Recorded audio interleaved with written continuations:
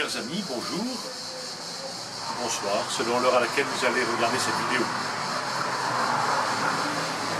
La semaine qui vient de s'écouler a été extrêmement riche de rencontres, d'événements, de visites, en ce qui concerne mon ministère.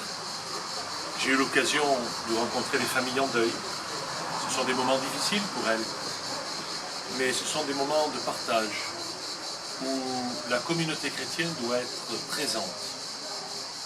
Ce n'est pas un service comme les autres, c'est une mission, où chaque baptisé peut, au cœur de ces moments difficiles, apporter un peu de paix, d'écoute, d'attention, et le Seigneur passera.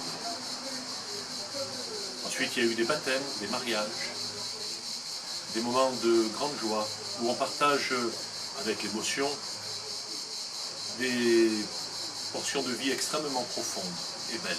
Et puis, à la demande de chefs scouts des paroisses, de l'unité pastorale Roquertus, j'ai eu l'occasion donc de visiter 2 camps.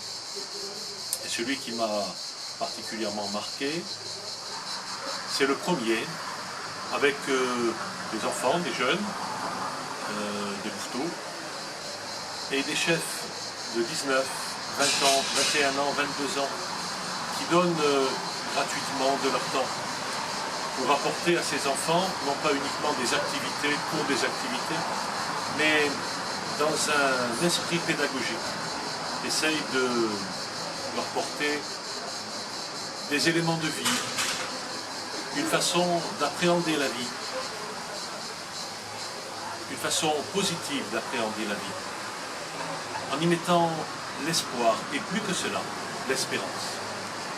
Alors merci à ces 5 chefs de 19, 20, 21 ans qui ont su, avec Guillaume, sous la responsabilité de Guillaume, permettre à une trentaine d'enfants de nos paroisses de vivre une 8aine de jours dans cet esprit.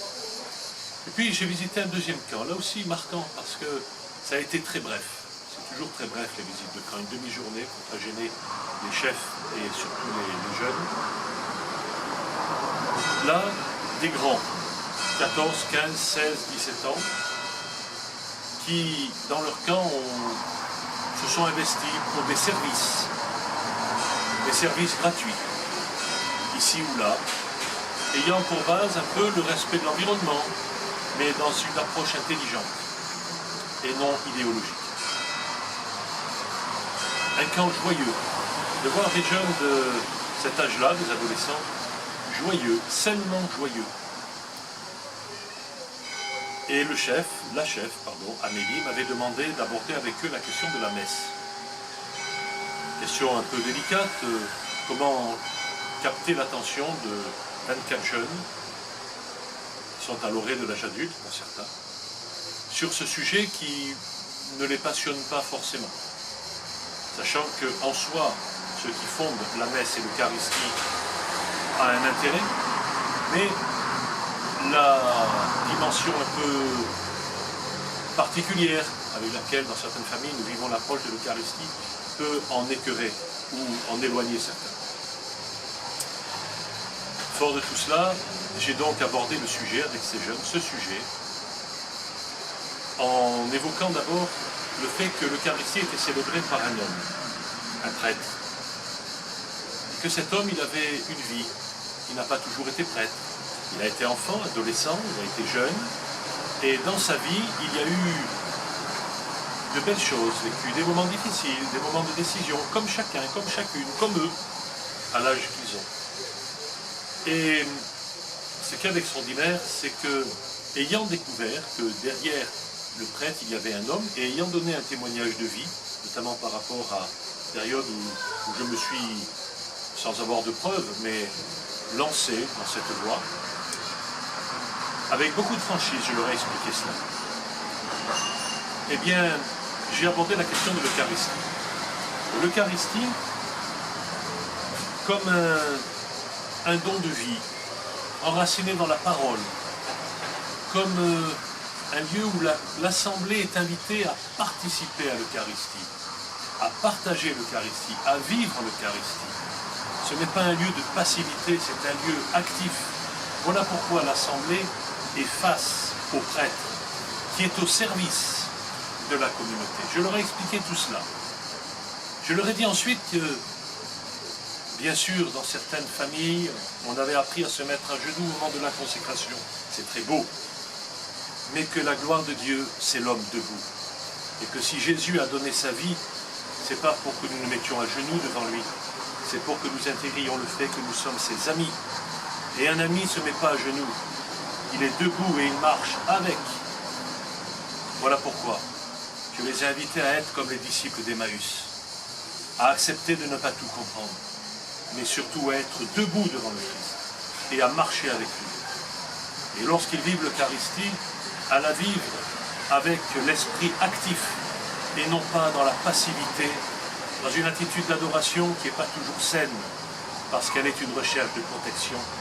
Et Dieu ne cherche pas des hommes et des femmes à protéger, mais des hommes et des femmes à aimer, sur lesquels il puisse compter pour révéler son amour dans le monde d'aujourd'hui.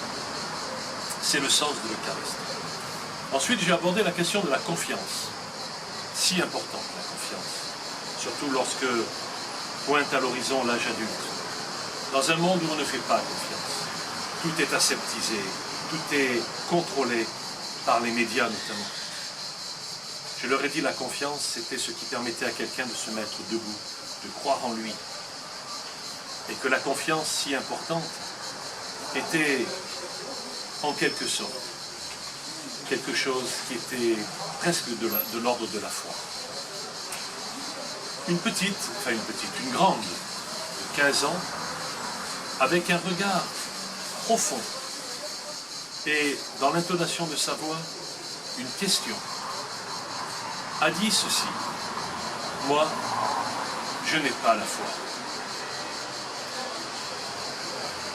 Je lui ai dit à cette petite et au groupe, j'ai dit, tu vois, moi non plus, je n'ai pas la foi. Ta question est si importante.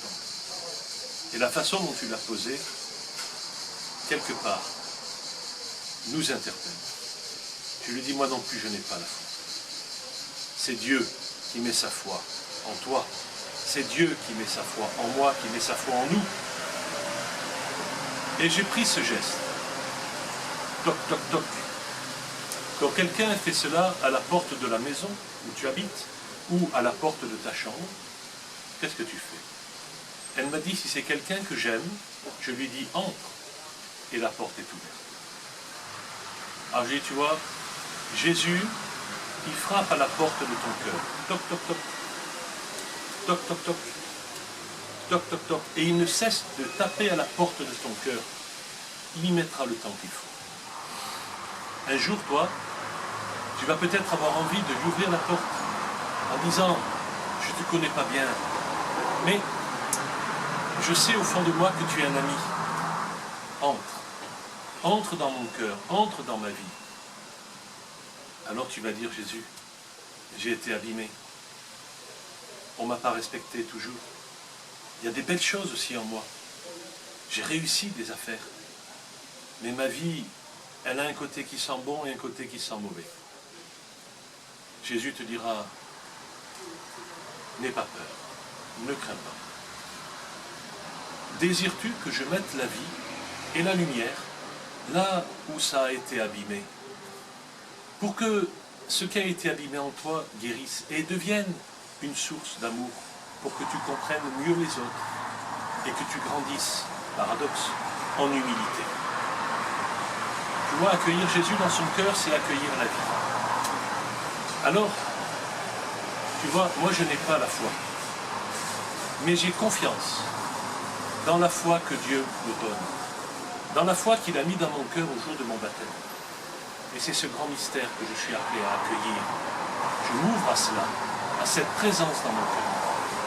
Et finalement, ce que nous appelons la foi devrait être plutôt notre réponse de confiance en ce Dieu qui nous aime et qui met toute sa foi en nous. En douterais-tu? Elle m'a dit non. Je pense que j'ai la foi.